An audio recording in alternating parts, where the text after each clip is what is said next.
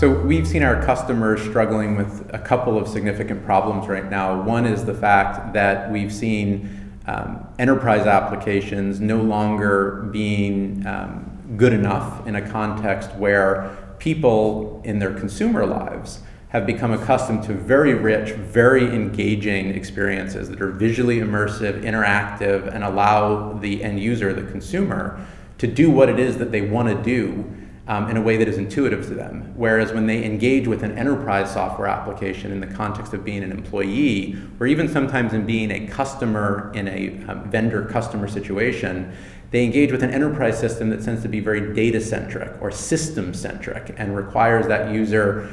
to engage in a way that the system dictates and which is not intuitive to them. So this is a real problem that we see our customers facing that they need to solve. The other problem that they're facing is that they're now having to deploy these applications in a very fragmented environment, a multi-screen environment, one where you have not only the traditional desktop PC that you have to service, but you also now have things like mobile phones or smartphones, you have tablets, in some cases you even have TV-based devices that are becoming important devices for people to interact with. And when you put these two problems together, the fact that you have to now upgrade these enterprise archaic interface systems to rich, immersive, consumer-like experiences to be competitive, and you need to be able to deploy them broadly across the different screens and the different operating systems within each of those screen environments, it becomes extremely challenging and very expensive to do that. And so we've been working at Adobe on what we call the Flash platform, which we believe is a very effective solution for solving both of these problems.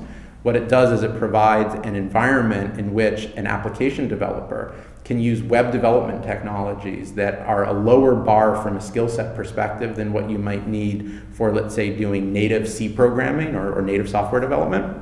And so it opens up and democratizes development to a much broader base of web developers.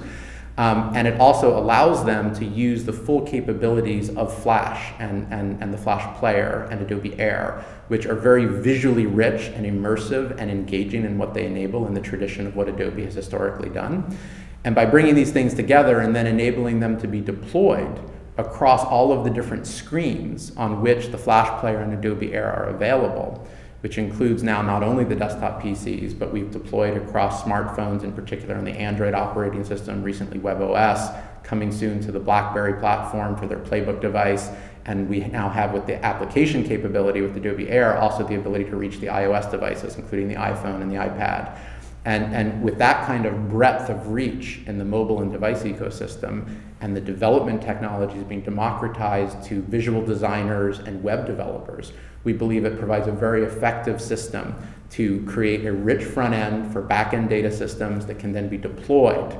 broadly across that spectrum of multi-screen devices.